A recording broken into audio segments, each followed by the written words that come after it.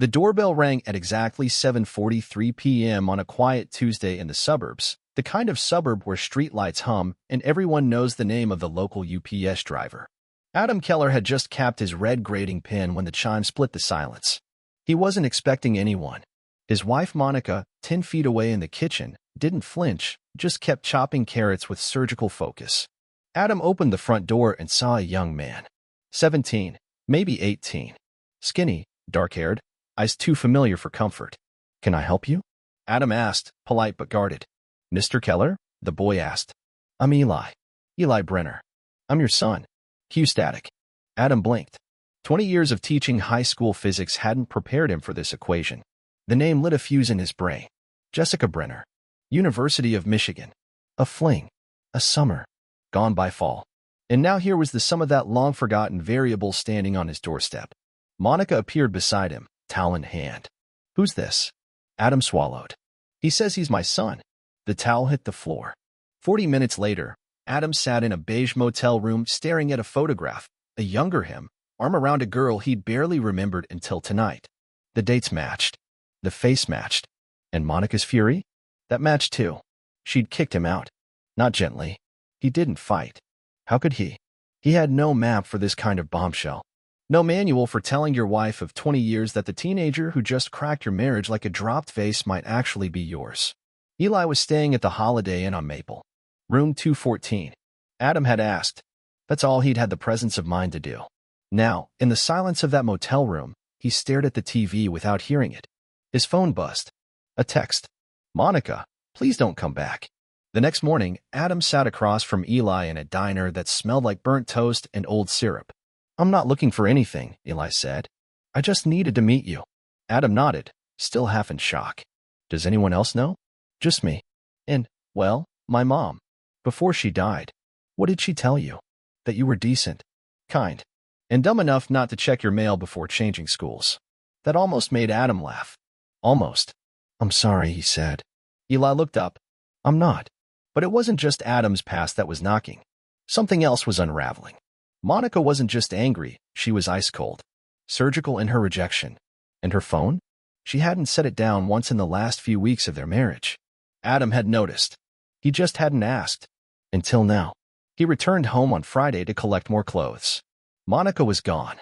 Her laptop was open. He shouldn't have looked. But he did. Emails. Texts. A digital trail that didn't include Eli, but did include a man named Steven, his wife's coworker. Frequent late meetings. Canceled dinners. Unsent drafts that ended with "just say when." Eli wasn't the only surprise in the family. Adam left without saying a word. Didn't take the laptop. Didn't touch a thing. Just left a note that read, "I didn't lie to you. Can you say the same?" Back at the motel, he looked at the photograph again. His past had knocked. Now it was his turn to open a few doors. Adam checks the hotel's online guest directory. Room 214 is still registered under Eli. But 2 rooms down, room 218, there's a familiar name. Stephen C. Rhodes. Checked in. Yesterday. A business trip, Monica had said. But she never mentioned where. Adam leans back, the corner of his mouth twitching, not quite a smile. Now it's starting to make sense. Adam stood in the hallway of the Holiday Inn, holding 2 paper cups of mediocre coffee like peace offerings that would never be accepted. He wasn't thinking clearly. That was new. He usually processed things, emotions, arguments, even grief, the way he taught equations, linearly, step by step. But this wasn't a formula. This was chaos with a keycard. Room 218. Stephen C. Rhodes. Monica's coworker. Adam had never met the guy, but the name showed up often enough in her emails for it to feel like a household appliance. He walked past the room. No sound inside. Curtains drawn. His heart didn't speed up. It slowed. Everything was clearer now, like the calm you feel when you're seconds away from impact and finally accept that you're not dodging it. Back in room 214, Eli looked up from his phone. "You okay?" Adam handed him one of the coffees. "Ever been hit by 2 trucks at once?" Eli blinked. No. Well, you're in for a treat." That afternoon, Adam drove. No destination. Just needed the motion. He stopped at a public park, one of those spaces between neighborhoods where dads flew kites and teenagers made out behind trees. He sat at a bench and watched people pass without seeing them. And then, a voice, "Mr. Keller?" He turned. A girl, maybe 19. Ponytail, hoodie, eyes sharp enough to cut through cloud cover. Do I know you? Adam asked. I'm Chloe, she said. I know Monica. Adam's breath caught, but he didn't show it. How? She works with my mom. But that's not why I'm here. Chloe pulled out her phone, tapped a few times, handed it to him. I think you should see this. It was a photo. Monica and Steven. Not from work. Not even close. A lakeside resort, wine glasses, his arm around her waist. Her face was half hidden behind oversized sunglasses, but Adam knew that smile. It used to be his. Chloe scrolled. Another picture. Monica in a white summer dress Adam didn't recognize. Steven behind her, shirtless, his hand grazing her hip. They've been going to this place every few months, Chloe said. Off-grid. No social media. But people still take photos. They just don't know who's watching. Adam handed the phone back, too numb to thank her. Chloe sighed. I only came because I don't like lies, especially ones that ruin good people. He gave a slow nod. Appreciated. Back at the motel, Adam opened his laptop. He wasn't a hacker, but he'd taught computer literacy long enough to navigate digital shadows. Monica's emails, her calendar, her cloud account, all still synced from when she used their home network. He wasn't looking for details. He was building a timeline and a map. Friday, February 3rd, she was visiting her sister. But the reservation said Rhodes, S. Same date, same hotel. Saturday, April 15th, Corporate Leadership Summit, also known as Suite 601, Lakeside Resort. July 1st, needing space, also known as Room 218. Adam stared at the screen. His wife didn't just cheat. She scheduled it like dental appointments. Adam closes the laptop, pulls out a legal pad, and begins to write. Not a letter, not a confession. A list. People, places, events. A blueprint. Like he's solving a problem, except this time, the answer isn't forgiveness. It's reconstruction. And Monica has no idea she's about to become part of her own case study. Adam always liked patterns. He saw them in literature, in math, in human behavior. His students teased him for calling everything data, but they didn't understand patterns never lie. So he made a list. Not a Dear Diary outpouring. This was structured, labeled, dated. Operation Echo. February 3rd, Monica visits sister. Steven's hotel booking confirmed. March 19th, Adam's birthday. Monica too sick to celebrate. Steven flies to Denver. April 15th, Leadership Summit equals Lakeside Resort. Again. June 12th, deleted calendar entry, catching up. 7 p.m. GPS data shows she never left the city. She wasn't subtle, just confident he'd never look. Adam closed the notebook, then opened another tab on his laptop, voice recorder settings, synced with the shared Google account. He clicked history. One file, uploaded from her phone, 7 days ago. He hit play. Monica's voice, faint under restaurant clatter. I know it's wrong, but Adam's so checked out. He doesn't even notice when I change my hair anymore. It's like I'm married to furniture. A man chuckled. Probably Steven. You said you talked to him. I tried. I said I needed space. He packed his suitcase like I'd asked him to go camping. He didn't even ask why. Another laugh. Hers this time. Short. Cold. He's not angry. He's just gone. Emotionally extinct. Adam paused the audio. No anger. No heartbreak. Just silence and a strange, clinical curiosity. He texted Eli. Dinner tonight? Sure. That Thai place still good. Perfect. Eli didn't know the real reason for this meal. Not yet. But Adam needed the truth from his son. Not the emotional kind. The kind backed by timelines, receipts, moments of silence that meant more than shouting. When they met, Adam got straight to the point. Do you trust Monica? Eli hesitated. She seemed intense. Cold. I figured she was angry. Not angry. Calculated. Adam stirred his tea, then looked up. She's been lying for over a year. Eli's brow furrowed. About what? Everything. Including me. After dinner, Adam drove back to the house. Monica was gone again, book club. Sure. He moved methodically. One drawer at a time. Found her old journals, her personal planner. She never thought he'd snoop, she thought he was above that. And maybe he had been. Until now. Inside the planner, a folded piece of paper. 2 columns. One labeled reasons to stay. The other, reasons to leave.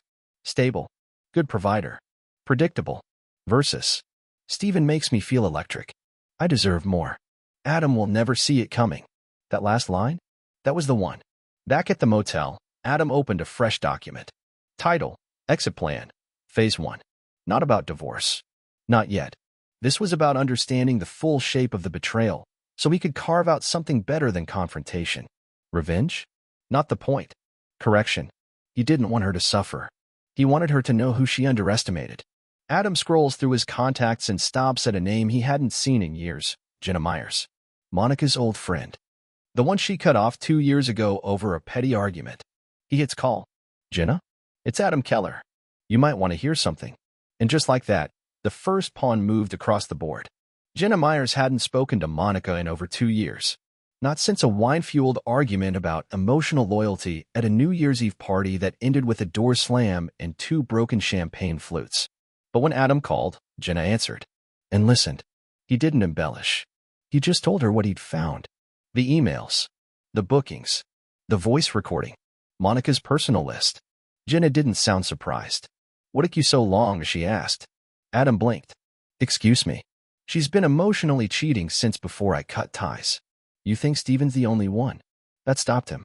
She's bored, Adam. That's her drug. As soon as life settles, she looks for friction.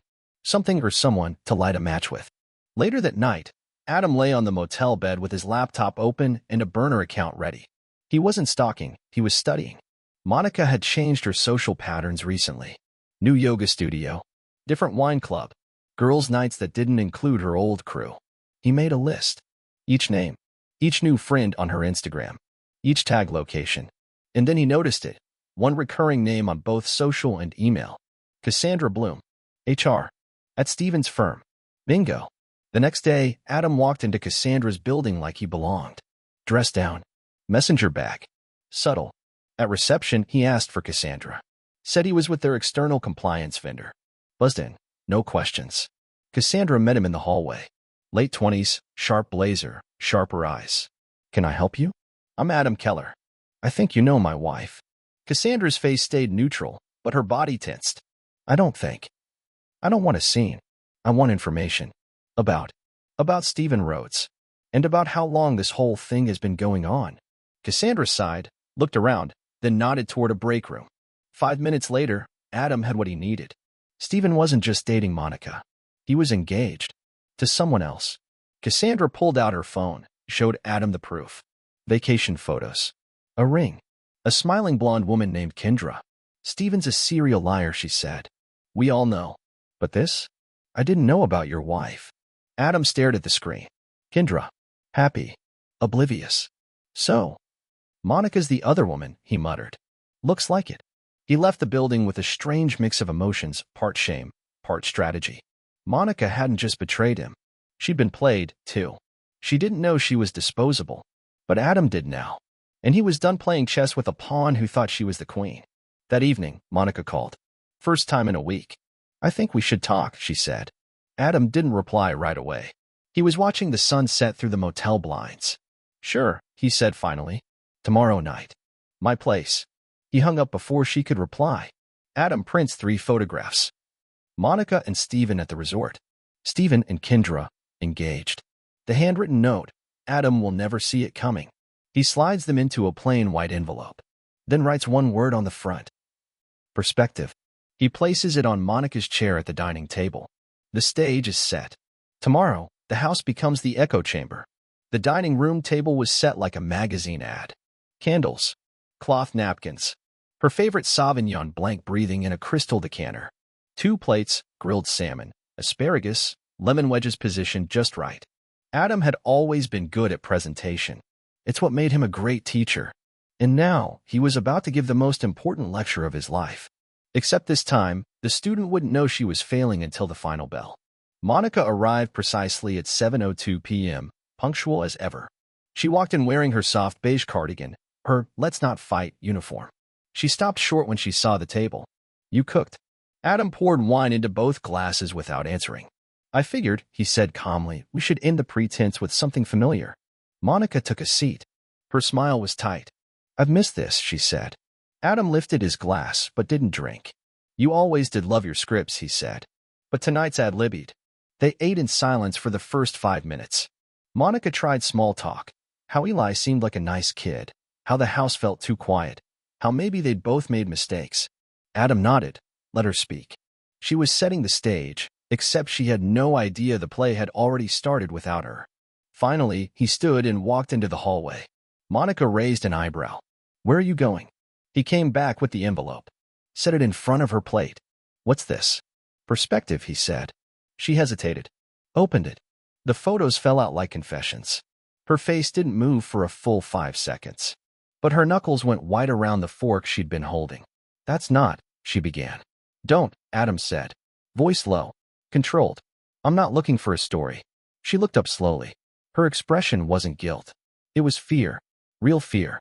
He'd never seen it before. You think you're the only one who gets to be clever? He asked. You think you're the only one who can disappear behind a schedule and a dinner reservation?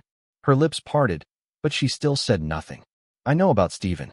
I know about Kendra. I know you were never the main character. Just an understudy waiting for your scene. He pushed his chair back, walked to the sideboard, pulled out a plain manila folder. This, he said, is a notarized affidavit from Cassandra Bloom, and a full GPS trail of your weekends, cross-referenced with Stephen's travel expenses. I filed it yesterday. Monica flinched. Why? Because you're not going to lie your way out of this, he said. You're going to sit in it. For once. She stood suddenly. You've been spying on me? He laughed. Actually laughed. You lied. For a year. To my face. I opened a folder. She grabbed the envelope, the photos, the folder. This is insane. No, he said. This is the part where the quiet husband finally speaks. She stormed out 5 minutes later, folder clutched like it might detonate. Adam poured himself a fresh glass of wine and sat alone at the table. He took a slow sip, enjoying the silence. Then, from his jacket pocket, he pulled out a flash drive. Labeled simply, Plan B. He looked at it for a moment, then smiled. That night, Monica tried to log into their shared bank account. Password denied. She tried her phone. Service disconnected. Then, a text from an unknown number. Recalculating route. You'll arrive at your consequences shortly. Her hands shook as she read it again. Adam. He'd never sent a cryptic message in his life. Until now. Monica didn't sleep that night. Adam knew this because he saw her headlights flicker across the motel wall around 2:17 a.m. She didn't knock. He didn't invite her in. Instead, he waited. Watched her sit in her car for 20 full minutes. Engine off, but radio glowing. Then she drove off. She didn't realize it yet, but she was no longer in control of the narrative. Adam had taken the pen. The next morning, Adam booted up his laptop and plugged in the flash drive. Folder 1, Emails. Saved copies of her correspondences with Stephen. Nothing obscene, just layered. Laced with the kind of intimacy that never made it to paper. Folder 2, GPS data. A silent witness, collected over 6 months from the car's built-in system Monica never remembered to disable. Folder 3, Financial trail. Charges to hotels, wine bars, boutique shops. Expenses conveniently labeled work events on their joint statements. Folder 4, Statement. His own. Calm. Clinical. Recorded at 3 a.m. in room 214. He didn't rant. He recounted. That afternoon, he visited his attorney. This isn't about revenge, Adam said, sliding the flash drive across the desk. It's about clarity. The attorney, a measured woman in her 60s named Meredith Lake, raised an eyebrow as she scanned the folders. You want to make this public? No, Adam said. I want to make it undeniable. Meredith leaned back. Well, congratulations. You just turned a bad marriage into a legal sculpture. Meanwhile, Monica was unraveling. She'd spent the day trying to reset her accounts. Her calendar notifications were empty. Her shared files? Archived. The insurance policies? Already updated. She sent Adam a single message. We need to talk. He didn't respond. Instead, he scheduled a meeting with Stephen. Through Kendra. Kendra, bless her sweet, unknowing heart, responded to the anonymous email with suspicion. Until she opened the attachment. Until she saw Monica. And Stephen. And the truth. She replied in less than an hour. Let's meet. I want to see the man who broke the silence. They met at a small cafe near the park. Kendra didn't dress for war. She dressed like someone who already knew how the battle ended. Calm. Controlled. A slow sip of iced tea as Adam laid out the digital trail. I don't want to hurt you, he said, but I think you deserve to know. Kendra stared at a photo of Stephen holding Monica's hand across a dinner table, then said, "Thank you." Not a sob, not a scream, just thanks. She slid her phone toward him. You want revenge? This is how you get it. A screenshot. Stephen's company had strict codes of conduct about extramarital workplace relationships, especially with vendors or clients. Monica had just made herself both. Back at the motel, Adam opened his inbox. A message from an unknown sender. Subject line: You think you're smarter than me? No text, just a video attachment. He clicked it. Stephen, in his office, looking directly into the camera. I know what you're doing, Keller. And if you don't back off, you're going to regret dragging me into your little breakdown. Adam leaned back slowly, the corners of his mouth lifting.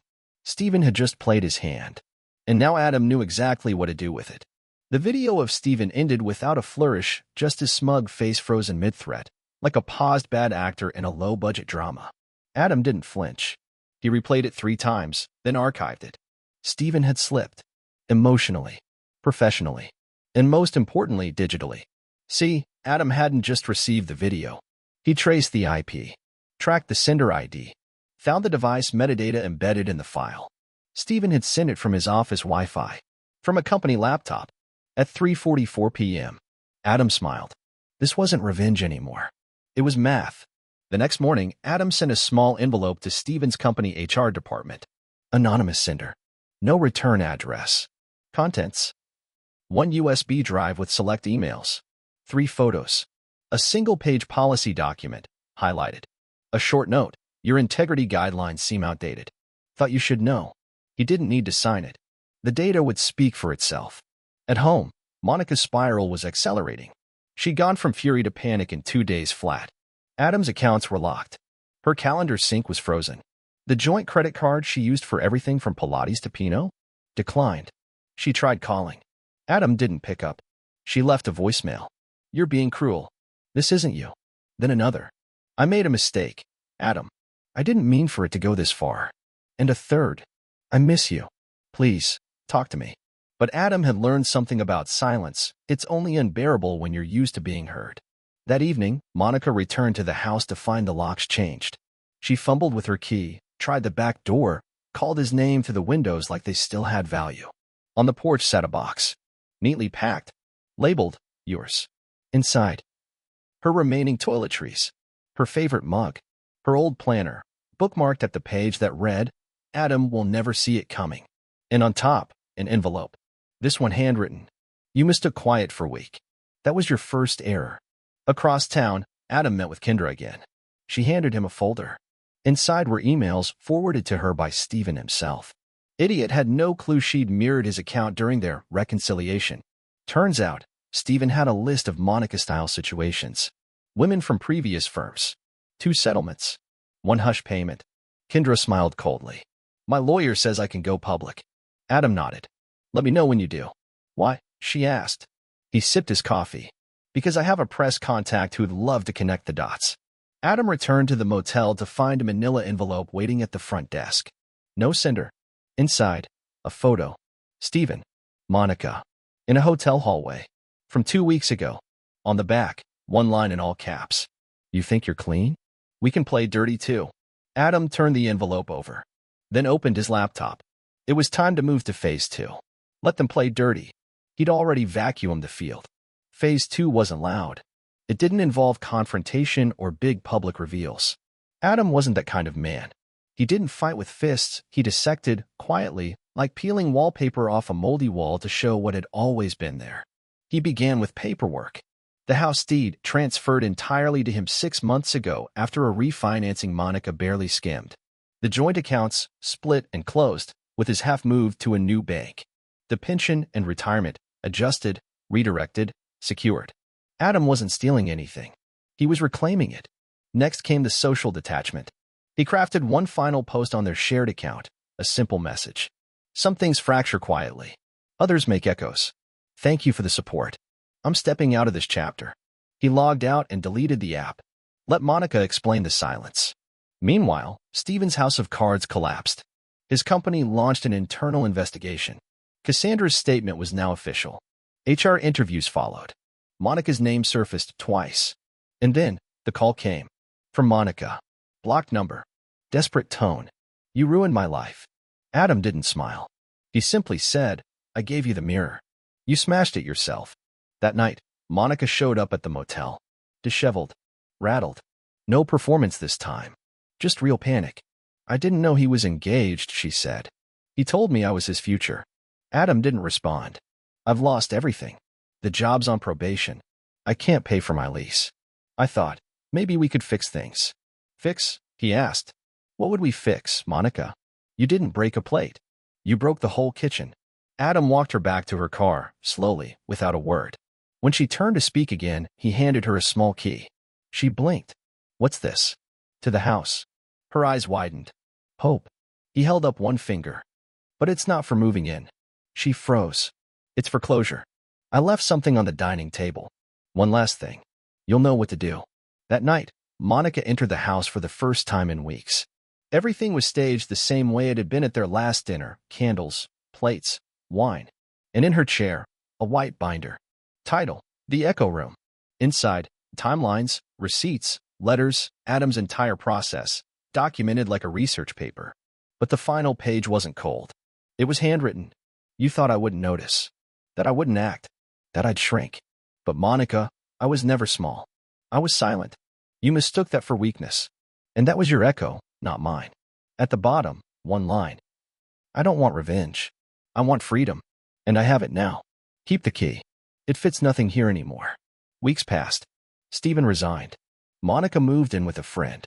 Her name faded from every shared account, every folder, every plan. Eli stayed in touch. They went fishing one Saturday.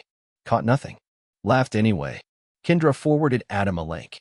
A small business blog ran a story, The Cost of Overconfidence, When Power Meets a Paper Trail. The quotes were anonymous. But the truth was loud. Adam didn't reply. Didn't need to. He bought a cabin near the lake. Not out of escape. Out of design. No echoes there. Just water. And quiet that didn't accuse him of anything. One morning, a package arrived. No return label. Inside, the binder. The one he'd left for Monica. And a note. 2 words. I heard. He set it on the shelf. Not out of sentiment. Out of closure. Adam made coffee as the sun rose and stared out across the calm water. Some betrayals scream. Others whisper. But the cleanest kind? They simply leave the door open and never look back.